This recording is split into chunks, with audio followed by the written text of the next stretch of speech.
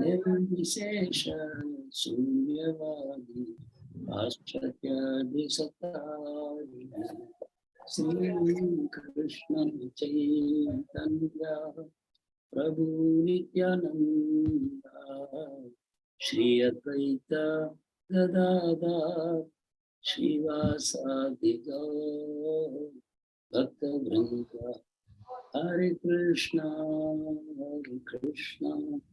Krishna Krishna Hare Hare Hare Ram Ram Ram Hare Hare. Hare Krishna. I have great pleasure to welcome all our Bhakti Vriksha devotees for continuation of our deeper study of Srimad Bhagavad Gita. So we are into the third chapter. Hare Krishna Prabhuji, Dandavat Pranam. Hare Krishna, Dandavat Pranam. Hare Krishna, Dandavat Pranam, Prabhuji. Dandavat Pranam. Sorry, we are a little late because I was taking Tamil Upadesha Amritam, so there was a little overflow because what I was saying. Nice to hear, Prabhuji. It was nice to hear. So let us start with the small Mangalacharan. Om Ajnanatirmirandasya Jnananjana Shalakaya Chakshurunmilitam Yena Tasmai Shri Gurave Namaha. Sri Chaitanya Manobishtam Sthapitam Yena Bhutale Swayam Rupa Katamahyam Tadati Swapadandikam Vandeham Sri Guru Sri Yudapada Kamalam Sri Gurun Vaishnavamscha Sri Rupam Sagrajatam Sahagana Raghunatham Tam Sajivam Sadvaitam Savadhutam Parijana Sahitam Krishna Chaitanya Devam Shri Radha Krishna Padam Sahagana Rita Shri Vishakhanditamscha Namo Om Vishnupadaya Krishna Prashtaya Bhutale Srimate Bhakti Vedanta Swaminiti Namine Namaste Saraswate Deve Gauravani Pracharine Nirvishesha Sunyavadi Paschatya Deshakarine He Krishna Karuna Sindhu Dina Bandho Jagatpate Gopesha Gopika Kanta Shri Radha Kanta Namostute Tapta Kanchana Gaurangi Shri Radhe Vrindavaneshwari Vrishabhanusute Devi Pranamami Hari Priye Jai Sri Krishna Chaitanya Prabhu Nityananda Shri Advaita Gadadhar Shri Vasadi Gaura Bhakta Vrinda Hare Krishna Krishna Krishna Hare Hare Hare Rama Rama Rama Hare Hare Hare Krishna Krishna Krishna Hare Hare Hare Rama Rama Hare Hare Hare Krishna Krishna Krishna Hare Hare Hare Rama Rama Hare Hare. Hare Krishna. So we have to continue from 26 or 27.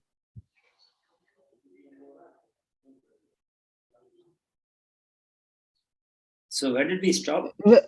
26 we were doing, Prabhuji. 27 Yeah, I think we'll start. You see, basically, Nabuddhivedam Janayet Ajnanam Karma Sanginam Joshayet Sarva Karmani Vidvan Yukta Samacharan. The same subject I was discussing in Tamil also just before we started now. Because nowadays there is a great need to remind our own devotees who are in ISKCON, in Gaudiya Vaishnava Sampradaya, about the preaching process, and our own competence to preach. Yes, anyone who knows Krishna should preach. There is no doubt about it. But at the same time, we should also choose whom to preach to and how to preach. There is a certain calibration of our preaching mechanism. That we have to be very careful. The aim is to bring everybody to Krishna consciousness in the sense to uplift them from wherever they are to at least a slightly higher position. It's not possible to bring everyone to Krishna consciousness straight away, because it depends on one's qualification. The qualification for taking up Bhakti Yoga is Shraddha. That Shraddha is not simply Shraddha, that is called Bhakti Shraddha. So the eligibility for Bhakti Yoga is Bhakti Shraddha. What is Bhakti Shraddha? To know that Supreme Lord or Supreme Absolute Truth is a person called Krishna, who is the son of Nanda and Yashoda, who is eternally enjoying pastimes in the highest spiritual planet of Goloka Vrindavan, in the association of Gopas, Gopis, cows, calves, mothers, fathers, elders, like that. This faith, based on scripture, faith in the scripture, faith in the Acharya Parampara, and faith in the process of bhakti, this is what is called Shraddha. Even to enter into this bhakti process, this Shraddha is required. You should not catch hold of somebody who is not having this Shraddha in something. In the Bhakti Grantha, in Bhakti scriptures, they should have faith. In Bhagavad Gita, they should have faith. In the Acharya Parampara, they should have faith. Evam Parampara Praptam, they should have faith in that. Tadvidi Pranipatena Pariprashnena Seveya Upadeshanti Jnanam Jnanina Tattva Darshana. They should have faith that I can get this knowledge only by the descending process, which is coming down the Parampara system. They should have faith in that. So everything is based on Shastric faith. So not simply Shraddha. Shastric Shraddha. Faith in Shraddha. And Shraddha based on Shastra. That is required. Then only we can preach. Then, even among devotees, you will find different qualities of people. Then accordingly we have to preach. We should not try to take everybody to the supreme platform of, Ananya Bhakti or Anya Bilashita Shunyam kind of Bhakti. We won't be able to do that. We ourselves don't have it. How can we preach to somebody? It's what we don't have. So depending on the quality of Shraddha that somebody has, accordingly only we should preach. So this shloka, devotees should read many times and understand what Krishna is telling. Krishna wants all the fallen souls in this material creation to come back to him and engage in the various rasas. This is what Krishna wants, to exchange relationship with us based on the rasas in the highest spiritual platform of Goloka Vrindavan. Krishna wants from all the souls, but Krishna knows it is not possible now in one shot. So Shloka 26, Krishna is warning to be careful. Krishna says, don't break your head against a wall. Don't try to squeeze a rock and get some water out of it. Rock juice. Can you get rock juice? Squeeze a rock and make it a powder and somehow get a drop of essence from the water. Why you waste your energy like that? Not only you are wasting your energy, you are disturbing another person's mind, and in the process, you will yourself fall down from your standards. Why do such things? This is what. But don't come to the conclusion, oh, I will no longer preach. That would be a wrong conclusion. Preaching is our life. For a devotee, preaching is life. So we have to preach. But it's not that my way or highway. Not like that. I will preach the way I want, or I won't preach only. How can we say that? We are under the tutelage of acharyas. And the acharyas are telling, preach. But Acharya is telling, there are some warnings, there are some cautions, precautions you have to follow while preaching. Then we should be eager to know what are these precautions. While we should be eager to preach, we should be eager to know the precautions. This is the way we should proceed. So here Krishna is giving this warning. Do not disrupt the minds of ignorant men attached to the fruitive results of prescribed duties. Where does Krishna start, you see? Those who are attached to performing prescribed duties with a view to enjoy the fruitive results. That means these people have come to the platform of Varnashrama Dharma. Yes, these people have come to the level of Varnashrama Dharma. What about people who have not come to the level of Varnashrama Dharma? Then at least lift them up to the level of Varnashrama Dharma. And those who are within Varnashrama Dharma, engage them in Varnashramic duties, so that they will have no time for sense gratification. They want sense gratification, but 24 hours they are engaged in prescribed duties. Where is the time for sense gratification? When the time comes for sense gratification, they are tired. But they are getting happiness by performing duties. So by performing duties, they get happiness. Then they give up the attachment to fruits. Just performance of duties gives so much happiness. Then they come to the level of Nishkamya Karma. They do duty, but without attachment to fruits. By performing in that mood, they come to Jnana. Then they perform Jnana Yoga. They no longer have to do karma. They pursue Jnana Yoga. And then they come to the level of liberation. Like that. And in the course of doing these things, some point of time they come in association of devotees. By that time, their heart is somewhat purified. They become receptive to the process of bhakti, Supreme Absolute Truth as a person. And to perform devotion to the Supreme Lord as under the guidance of the spiritual master. Like that, they will come. Then they will take to bhakti process. Then they give up all this, whatever they were doing so far. But till that time, don't talk ill of Vedas to people, Vedas, Upanishads, other Puranas, and we should never talk ill of them. Nor we should talk ill of other leaders who are leading people on those paths, who are following the Vedic guidance. So let us be very careful in this process. We are preachers of Bhakti Yoga only. So we have to find people who are amenable to Bhakti Yoga and then gradually guide them.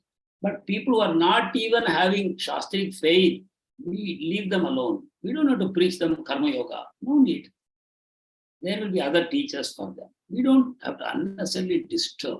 I hope this point is clear. Maybe at the end of the session, if you have some doubts, you can ask me. But the point is, we should know the adhika, the eligibility of a person before we start preaching to them. It is in the interest of ourselves and in the interest of the person to whom we are preaching. So what we should do, a learned person should not induce them to stop work, means duties, what duties they are performing. Rather, by working in the spirit of devotion, we should work in the spirit of devotion, which means we should also perform karma with devotion. That means we are not doing the work for any results, but we are in devotion only. But we are performing the duties to set an example, to be a role model to others. And by engaging in duties, we should also engage them in all sorts of activities. Within bracket, Prabhupada is saying, for the gradual development of Krishna consciousness. Our mind is clear. We want everyone to come to Krishna consciousness. But there is a story. There was a veterinary doctor and he had an apprentice with him. So the veterinary doctor was a very senior, very seasoned doctor, and this apprentice was watching. The apprentice is a novice. He also has the ambition that I should become a famous doctor like him. This doctor is very famous.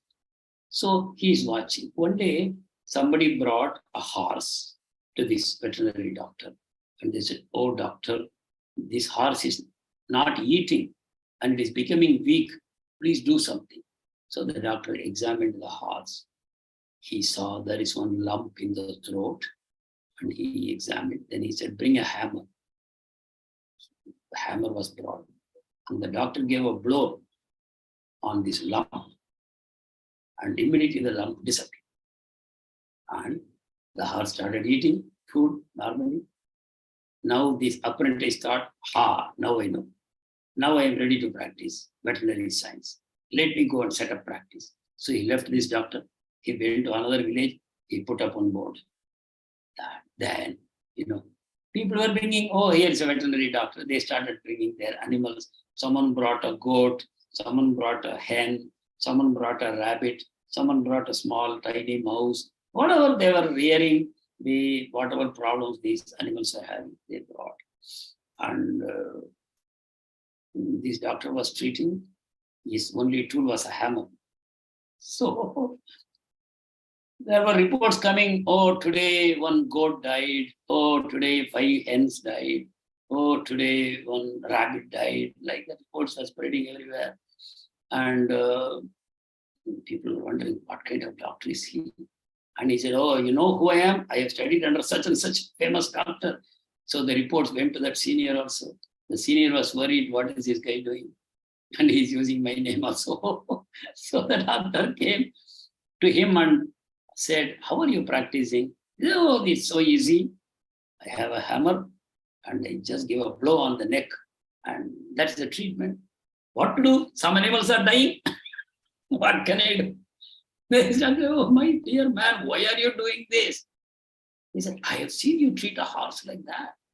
One hammer to the neck and the sick horse was healthy overnight. So that's why," he said, foolish man, that horse had eaten a watermelon whole and it was lying stuck in the throat. With a hammer blow, I broke it and the pieces went inside. So the horse became healthy. But how can you use the treatment on a rabbit and a hen and a cock and small animals? What are you doing? So we should not make this mistake. We have seen Srila Prabhupada calling fools and rascals because such an advanced, pure soul. He has no ambition in his heart except to bring everyone to Krishna's lotus feet. He doesn't see anyone as a fool or rascal, even though he uses those words to wake us up. Jiva jago, just waking up.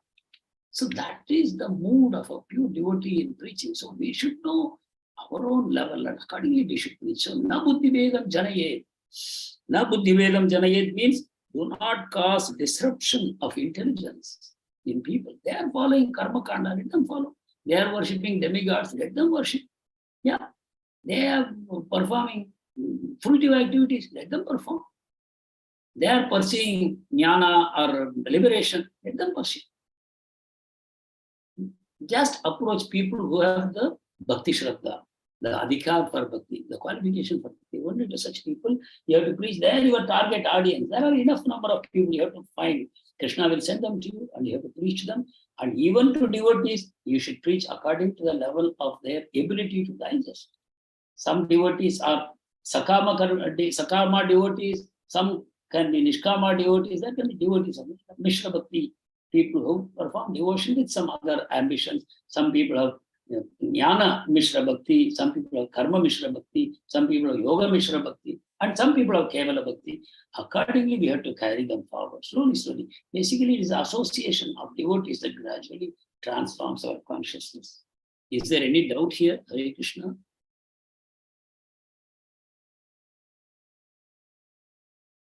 Up to this? Hare Krishna, Prabhuji. So this Right. applies to our family also, no, Prabhuji? People in our family also, isn't it, Prabhuji? That's why you used to say that we should only set an example and not force anybody into bhakti. Absolutely. You know, when you are preaching, you should see what effect it is having on people. If it is turning people away, then you should be very careful because we may be, you know, maybe for lifetime, there may be a setback in their spiritual life. If we preach violently, if we preach, you know, beyond the competence of the person to digest. And as I said the other day also, a bhakti seed, the seed of bhakti is an individual seed, not a family seed. I cannot say, oh, I am a devotee, so my whole family should become devotee. You know, I like brinjal, so my whole family should eat only brinjal. How can I say that? So let us realize we are all spirit souls, we are all part and parcels of Krishna, but we have chosen to come here and to enjoy this material world, material energy. So we have to be careful in our preaching activities. Okay. So Prabhuji, but how do we know exactly who has bhakti shraddha, Prabhuji? Like, is there any way we can find that out? No, Prabhuji. Only Krishna can do it. yeah. Why can't we know that somebody has a taste for bhakti or not? In the sense that, say, Prabhuji, if anyone in my family is doing puja, is following scriptures, is following Sandhya Vandanam, all that, it need not be that he has Bhakti Shraddha, no, Prabhuji. Because our ISKCON has, everybody other than ISKCON people do not understand that Krishna is the Supreme Personality of Godhead, no, Prabhuji. So that is my doubt. Yeah. So you have to fast apart. You have to find out if they have faith in Bhagavad Gita. Okay. Because there is only scripture. See, I am sitting here and speaking to you. What is my qualification? I retired in 2017 from a bank job. Before that, for 38 years, I was serving only in a bank. Before that, I have studied in some regular college and got some degree, post-graduation, whatever. And this is all I am. But I am taking classes to you. Why? What do I know? It is simply that I had come in the association of devotees. I had a little faith and they guided me to read Bhagavad Gita and they taught me and I have learned something and today I am talking to you. What else is my qualification? Only my Shraddha is my qualification. So in a similar way, if somebody also shows some Shraddha when I talk to them about Bhagavad Gita, a few things, if I speak, I will know quickly. Do they believe in a soul? Do they believe in life after death? Do they believe in Papa and Punya? Do they believe in Shastras? Do they believe in Acharya Parampara? Do they believe in Swarga or hell? We can find out, no? Do they believe in a soul which is eternal? Do they believe in a supreme person who is controlling everything? So you can, by asking questions, and gradually you will know where they have Shraddha and where they have not. Okay, Prabhuji. Some people believe in a formless God only. You cannot teach them bhakti. Yes, They think, sure. I am that one. I am he. What to do? Yes, So people have different mentalities. For them, you can pray. It's not that you are helpless. You can still pray for them. If possible, you can feed them prasadam. If possible, you can make them hear the Maha Mantra. If they are not very hostile to hearing the sound of Maha Mantra, you can sing bhajans, kirtans.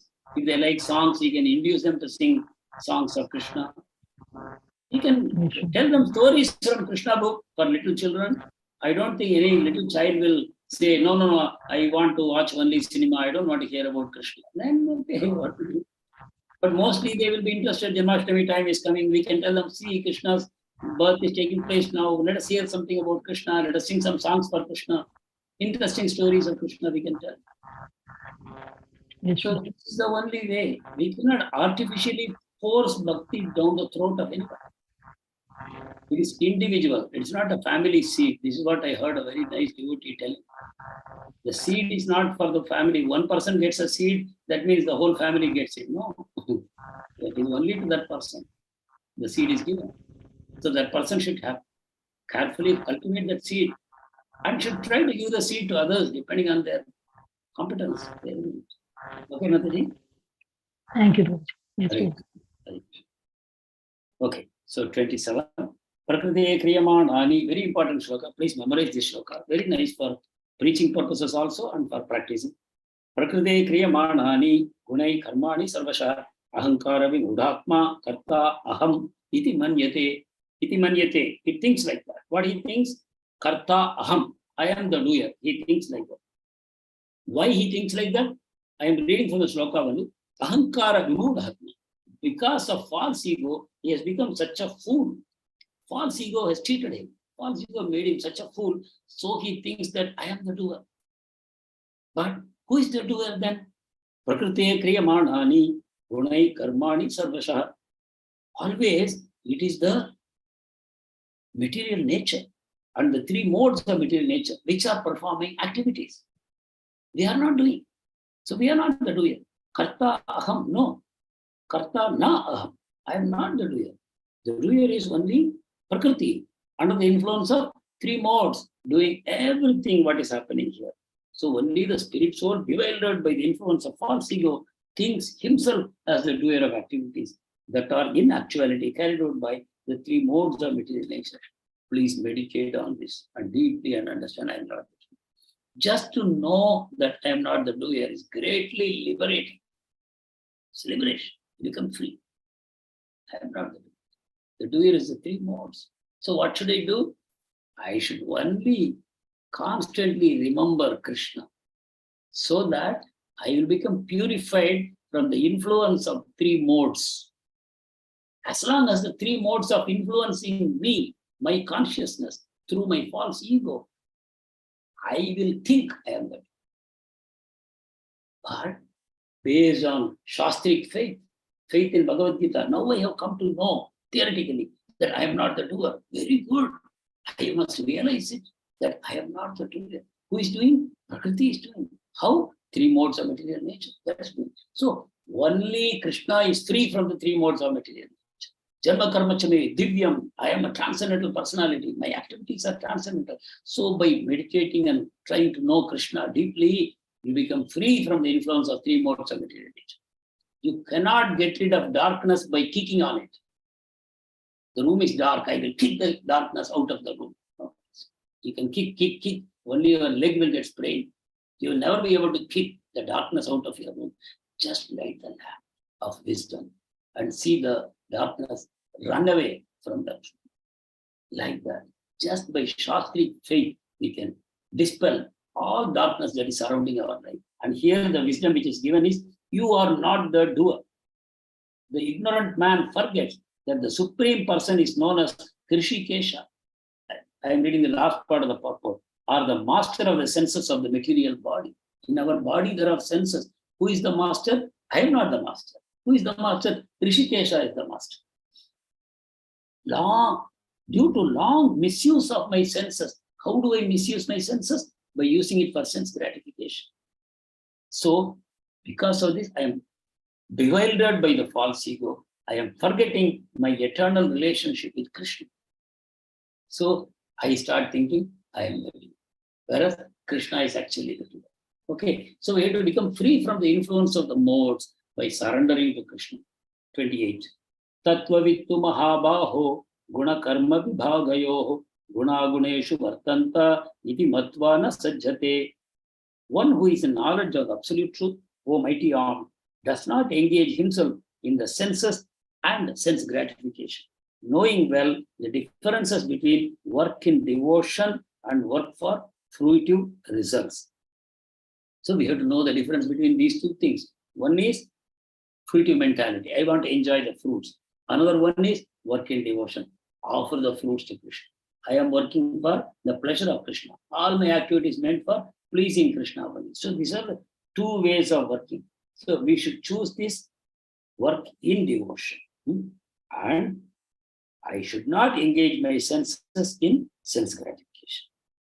When I engage my senses, that is only for pleasing Krishna. You remember the example of tortoise, what Krishna gave in the second chapter. Tortoise, it opens its limbs from the shell only when it is feeling safe and there is some food, something to enjoy. Otherwise, it will withdraw the limbs inside when there is danger. Similarly, this material world is full of danger. Material sense gratification is full of danger. So we should withdraw our senses. And when we are in the temple, when we are in the association of devotees, when we are reading Srimad Bhagavatam, etc., that is the time when our senses come out. My eyes, my ears, my nose, everything gets absorbed in tasting Krishna. So this is the process that by knowing Krishna as absolute truth, we should stop engaging our senses in sense gratification.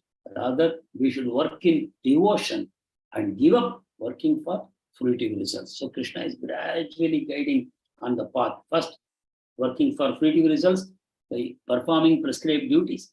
Next is performing prescribed duties, but not looking for sense gratification, but rather offering the fruits to Krishna. 29. Prakrite guna sammudha sajjante guna karmashu tan akrishna vidho mandan krishna vinna vichalayet. Bewildered by the modes of material nature, the ignorant fully engage themselves in material activities and become attached. So ignorant people, what do? Thinking I am the body, they are constantly doing material activities and enjoying the fruits, and they become fully attached. But the wise man should not unsettle them. See here, what a contrast. On the one side, as a devotee, you know that somebody is getting trapped by engaging in fruitive activities with a view to enjoy the fruits. You know this person is getting trapped, but Krishna is telling, allow him to get trapped. See this, bewildered by the modes of material nature, the ignorant fully engage themselves in material activities and become attached because they are not working in devotion. But the wise should not unsettle them, although these duties are inferior due to the performer's lack of knowledge. He doesn't have Krishna consciousness. He doesn't have the jnana. He doesn't have the idea of transcendental consciousness, about the liberation, about the transcendental existence, about the soul as an eternal living entity. He doesn't know. So Krishna says, even though you know this person is doing wrong, getting attached, getting trapped, no, wise should not unsettle them. Right? See, let us see the word for word meaning here. Prakriti of material nature, guna by the modes, Sammudaha, befooled by material identification. Sajjante, they become engaged. Gunakarmasu, in material activities. Tan, those. Akritsna vidaha, persons with a poor fund of knowledge. Mandan, Mandan means lazy. What is the meaning here? Lazy to understand self-realization. They have no eagerness to know the soul. They are busy enjoying the senses which are embedded in this body. They have no desire to know the true self. Mandan. So these people are manda. They don't have interest to know the self, the eternal soul. They only want to enjoy in this material body their senses. Please understand. If they have that mood, do not disturb them. In that mood, if they are engaging in material activities, they are going to get trapped. But let them. Although these duties are inferior due to the performance lack of knowledge, performance is lacking knowledge of the soul. So these activities are definitely inferior. But Krishna said, don't cause confusion. See here, I am reading from the middle of the purport. So Manda means lazy for self-realization. They are actually very active people. Yeah, today people work for 24 hours continuously for 3 days. They work on some projects. They don't come home at all overnight. They say they sleep in their work only and wake up and continue to do work. So don't think they are lazy. But Krishna says they are lazy. They are busy people, but they are lazy people, according to Krishna. Like in second chapter, we saw what is day for the foolish people, material people, it is night for the jnani. And what is day for the jnani, it is night for the materialistic people. So same way here. We think they are very busy people. They are working very hard day and night, traveling, going here, going there. But lazy for self-knowledge, self-realization. So social work, nationalism, altruism are some of the activities that such people do, materialistic people do. Under the spell of such designations, they are always busy in the material world. For them, spiritual realization is a myth. So they are not interested. How can you preach to them?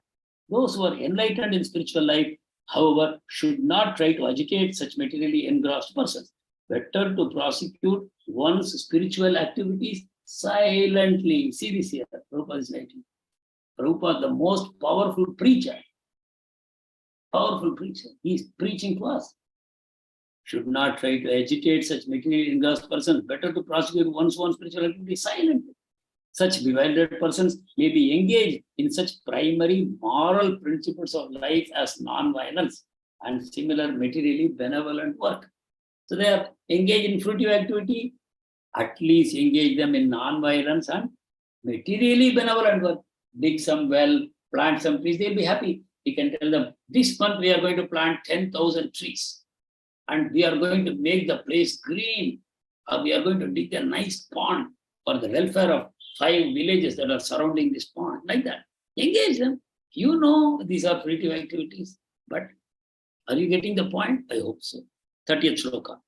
Mayi sarvani karmani sanyasya chetasa nirashir nirmamo bhutva yudhyasva vigatajvara. Look at this beautiful language Krishna is using.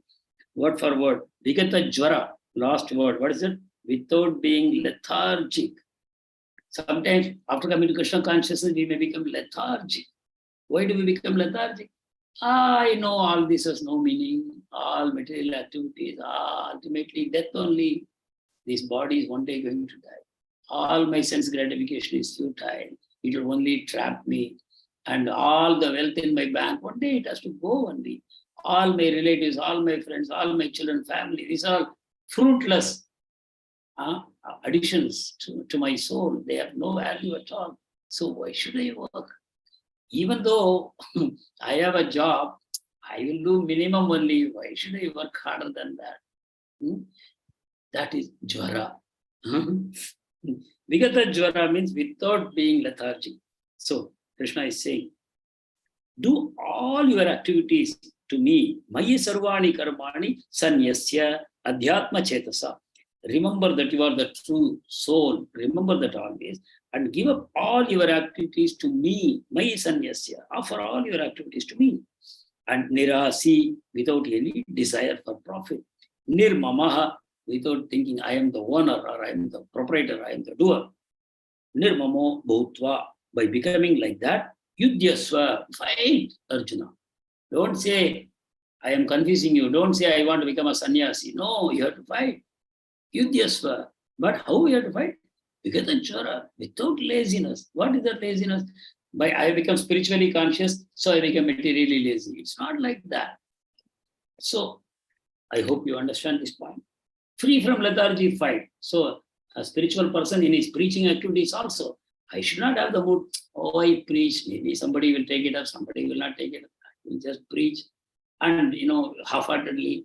No, you have to put your full effort as though you work as though the result depend on you. But after you have done your job, you have to leave it as though everything depends on Krishna. When you work as though everything depends on you. But once the work is done, think as though everything depends on Krishna and you have nothing to do. So this is what this shloka is talking about. So naturally there is a longish purport here that we have to become free from desire for profit. See this contradiction, apparently it's not a contradiction, but a materialistic man will say this is a contradiction. What is the contradiction? Nirasihi, have no desire. And without feeling a sense of ownership, you fight. Without lethargy. You have no interest in the fruit of the activity. You have no ownership of the activity. You are surrendering everything to Krishna and you are fighting. Now, are you fighting for namesake? Or you are fighting without lethargy? So this is a question we have to ask. How am I doing my spiritual life? And how am I carrying on with my material life? How am I doing? Is it with lethargy or without lethargy? This is a question. Vikatachara. That reluctance should be thrown away. I am coming to the last part of the purport. If there is any reluctance to execute such a stern order of Krishna, that do your duty without any attachment, which is without consideration of so-called kinsmen in the bodily relationship, forget all bodily relationship, that reluctance should be thrown off. In this way, one may become Vikatachara, or without feverish mentality or lethargy. Everyone, according to his quality and position, has a particular type of work, and all such work should be discharged in Krishna consciousness. This will lead to the path of liberation. Yes? Okay. 31. Ye me matamidam nityam anutishtanti manavaha shraddhavanto anasuyanto muchyante te karmavihi. Now again we are coming to these special words, shraddhavanto, faith. Anasuyanto, without envy. And these words we regularly see, right? So let us see the meaning here. Ye me matamidam. This is what I think, Krishna says. This is my conviction. What is the conviction? Nityam anutishtanti manavaha. As an eternal function. Nityam means eternal function. Anutishtanti, executing regularly. Manavaha, human beings. Shraddhavanto, with faith and devotion. Anusuyanta, without envy. Muchyante, it will free you. All of such people will be freed from bondage of fruitive action. Those persons who execute their duties according to my injunctions and who follow this teaching faithfully without envy become free from the bondage of fruitive action. Now, what is the meaning of envy here? Can anyone explain why the word envy is here?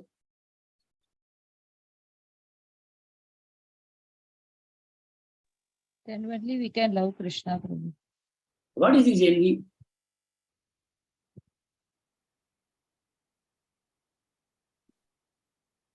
A person who is having envy cannot love Krishna. Prabhu.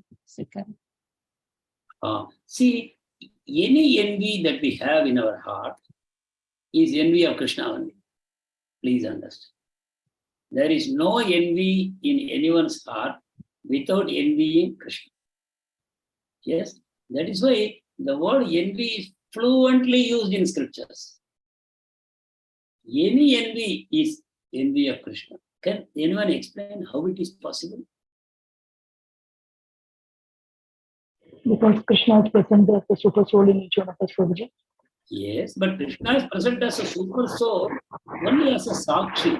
Super soul is not engaged in the activity. Super soul is only a witness and permitter. He's not interested in what is being done. So the presence of Paramatma is neutral. He's just a witness. The soul is in the body is the one who desires things, both like, dislike, it is only for the soul. Super soul has nothing like that. Super soul is not particularly interested in doing one way or the other. Super soul is only watching, like from a distance, you get the fragrance of a flower, correct? You are not touching the flower. From a distance, fragrance is coming. Same way, Paramatma knows what is in the mind of the soul. And accordingly, he authorizes Prakriti to do. This is what Krishna is doing. So, the Hare Krishna, Prabhuji. Hare Krishna. Prabhuji, Paramatma doesn't stop the spirit soul to do wrong things. Huh? He doesn't. He's only watching us. He doesn't guide us or check us. No, not only he's watching, he's also permitting. Supposing I want to steal, he says, yeah, go ahead. What's the problem? Go ahead, do it. He's He doesn't stop. He won't stop us. He won't make us realize that not this is wrong. He doesn't stop. He permits. Without his permission, nothing is possible. You can only desire. With his permission, Prakriti executes the desire. Prakriti. Whether it is wrong or right. Whether it is wrong or right. What is right? What is wrong, Mataji? Stealing is the wrong thing. You're falling down further, no, Prabhuji? No, you have desire. You have a desire to possess something. Okay. And you have no other means to possess it. So you are stealing it. You want to possess it. That desire is very deep. And by any means you want to possess. So, Super Soul will say, go ahead. Hare Krishna, Prabhuji. Hare Krishna, yes. Prabhuji, is it so that it is different for bhaktas because we are turning to him and seeking him for answers? Is that so? Then he interferes, or it's a confusing thing, Prabhuji, because when it comes for bhaktas, I understand the first part. Yeah. For bhaktas, he is no longer neutral. For bhaktas, he is no longer Paramatma. For bhaktas, he is Bhagavan. For bhaktas, who is sitting inside? Bhagavan is sitting inside. Yeah. It's not Paramatma. Paramatma is neutral. But the moment you show interest in Krishna, he is no longer Paramatma. He is not disinterested. Suddenly he has become interested in you. Sorry to interrupt, Prabhuji. That means when you consider him as Bhagavan, that time he will be there to check us, isn't it, Prabhuji? Once you have surrendered at his lotus feet, you consider him as Bhagavan. So when he is a Bhagavan for us, then won't he check us, Prabhuji? Anything which is going out of track. See, supposing that time also tell you you just do, you are permitted, you do whatever you want. Yeah, you see, you love your parents, okay? You are a child and you have your parents. You love your parents, the parents love you. You are walking on the streets, you want a particular toy. Your parents are not particularly interested in fetching you the toy, but you cry and cry and cry, and finally your parents yield and they let you have that toy. What to speak about the relationship between the child and the parents? So as he is he's a super soul and he's a father, so he will let us fulfill our desire. Yeah. Otherwise. But we have surrendered completely to him, Prabhuji. Now, after coming to Krishna consciousness, we don't feel like doing anything out of the track. Why did the Lord create material world? There was no need. So we'll be going on like this only, Prabhuji, even after being Krishna consciousness, coming to Krishna consciousness, we will be doing all... Mataji, no Krishna conscious person will run after material pleasures. Okay, yeah, that only I'm saying. By chance, you get distracted and you get into that. At that time, won't he just... Mataji, please stop using words like by chance. Okay. There is nothing like by chance. Everything is by your vasanas only. Vasana means an unfulfilled desire. Either you have fulfilled it in the past and it has grown, it is burning more brightly now. Or you are frustrated and you are angry. Either way, it is your own desire, your own vasanas. There is nothing like chance. So somebody has an opportunity to steal, it is not by chance. They wanted it And Krishna is providing a chance to steal it. It's not a chance. It is simply fulfillment of the desire. It is, see, Krishna consciousness is sun. Material consciousness is darkness. They don't coexist. They don't coexist. If you have turned towards Krishna, in fact, to the degree that you have turned towards Krishna, you will no longer have desire to do materialistic activities. Finish. End of it. So we are in the process of turning. We cannot claim I have surrendered, because Krishna is Satchitananda Vigraha. All joy, all happiness, he is a reservoir of that. Why would I desire something inferior when I have him with me? So we have to understand that Paramatma is, the Bhagavan has become Paramatma, almost like an important person, apparently. He's neutral.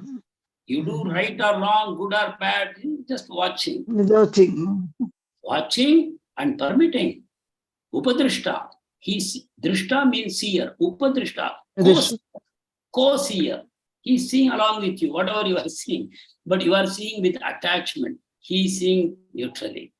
Upadrishta. Anumanta. Then he permits. You desire something. Right? Bharta, Bhokta, Maheshwara. He is the master of everything. He is the enjoyer of everything. He is the supreme controller of everything. But he is a permitter. He allows you to enjoy. This is the role Paramatma is doing in this material. But the moment you become Bhakta, you turn towards him, you develop Bhakti Shraddha, develop faith, then he is going to guide you, he is going to talk to you. And then it is a competition between your Abhilasha of Bhakti, that's called Bhakti Shraddha, and your Swabhava. Remember another class we spoke in some detail about Shraddha and Swabhava? If you, on the one side, you have Shraddha, that Bhakti is my goal. Surrender to Krishna is my goal. Going back home, back to Godhead is my goal. And my chosen path is pure Bhakti. This is your Shraddha. This is your Abhilasha. This is your only Abhilasha. Only Abhilasha. Then what about your other desires? I want a car, I want a bungalow, I want name, fame, power, position, long life, good beauty, nice relations, everything I want. But I know they are anartha. They are my swabhava. These desires have come to me because of my wrong ways of living in the past. Over lifetimes, I have accumulated these anarthas. It has become my swabhava. It has become my swabhava. So swabhava is based on your past experience of this material world. By enjoying your senses, by enjoying your mind, you have developed all these swabhavas. There's a huge mountain of these swabhavas. But out of all these swabhavas, you have now separated only one desire as my abhilasha, which is I want to surrender to Krishna. I want to serve Radha Krishna alone. I want to go back home, back to Godhead. And this is my only desire. See, out of unlimited desires, you have picked up one because of Shraddha, Shastra, Shastric faith. And you say, this is my abhilasha. And you have classified everything else as anartha.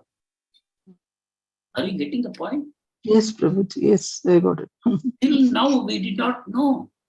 Till now, we had unlimited desires and we were running in unlimited directions. One desire is fulfilled, another desire is in the queue, next desire is waiting, and I am working in so many different ways to fulfill as many desires as possible until I one day fall down dead. Till that time, I'm just running after endless desires. Now I have realized only one abhilasha. This is what I want to reach. That is called Anya Abhilashika Shunyam. Jnana Karmadi Anavritam Anukulyena Krishna Anushilanam Bhakti Ruchyate. This is Bhakti. Uttama Bhakti. This is pure. You have unlimited desires, but you are not running behind them anymore. You want only pure Bhakti. And you are performing Krishna Bhakti, you are coming in association of devotees, you are reading the scriptures, and your only goal is somehow or other, I want to get Krishna and Krishna Prema. All the others, you have pushed it aside. Pushed it aside. They exist. You are not denying that they exist. But still, you are not running after. Am I making sense? Yes, Prabhuji, I got it. Prabhuji. Is Yes. everyone able to relate with what I am speaking? All the devotees present here? Yes, Are we Prabhu. Yes, really? Prabhu, Hare Krishna. Yeah. I have a doubt. Yes, To develop this Shraddha, we have to practice this internally every day, no, Prabhu? Each and You have every minute already we have developed to the practice. Shraddha. You already have the Shraddha. So you have to just go on this path. You have to always come in the association of devotees, always go on reading the scriptures and perform whatever services are possible for you. Go on performing that. So again, I will repeat. You have identified your one Abhilasha, which is Krishna. Everything else is called Anya Abhilasha, other than this Abhilasha. So there is one Abhilasha, all others have become Anya Abhilasha. Right? So Anya Abhilashita Shunyam means you have one Abhilasha, which is to get Krishna, and you are working only on that. You have so many other Abhilashas, you are not working on them, you are not running behind them. That is called Abhilashita. To somehow secure those things, desires. You are not having that mood. You are saying, no, I want Krishna. So that clarity has made you a pure devotee of Krishna. Just by getting this clarity. Not that all those desires have disappeared. No, let us not cheat ourselves. We are only a sadhana bhakta. We are only a practicing devotee. So these other desires are troubling us. But we realize, no, I don't want. They will trap me in material world. I don't want that. I want only Krishna. This makes you a pure devotee. Like in, we have this Andal Nachiya's special Tirupavai songs. She says, oh Krishna, early morning, we little girls have taken our bath. She's in the mood of the gopis. We have all taken our bath and we have now come to your house and we are standing here to beg for your service. And don't think we have only come for today and then we will go and do so many other things. Just now we have come. We are praying to you. We will get something from you and then we'll go away. No, we are not coming. We are now eternally your servants. Not only in this one lifetime. If you want to give us unlimited more lives here, happily we will take birth. We have only one prayer. In every birth, we want to always remember you. In every birth, we want to have a relationship with you. And in every birth, we want to go on serving you. And yeah, maybe if you look in my heart, because you know you are capable. I am speaking this to you, but you can look into my heart. Who can stop you? You are Paramatma sitting in my heart. You know, there are so many other dirty desires in my heart, Krishna. But please, Krishna, I pray to you, please change those desires. Please get rid of them. I don't want. Change all those desires into pure love for you. I want one. So she's acknowledging. And she's telling Krishna, yes, Krishna, there may be other desires in my heart.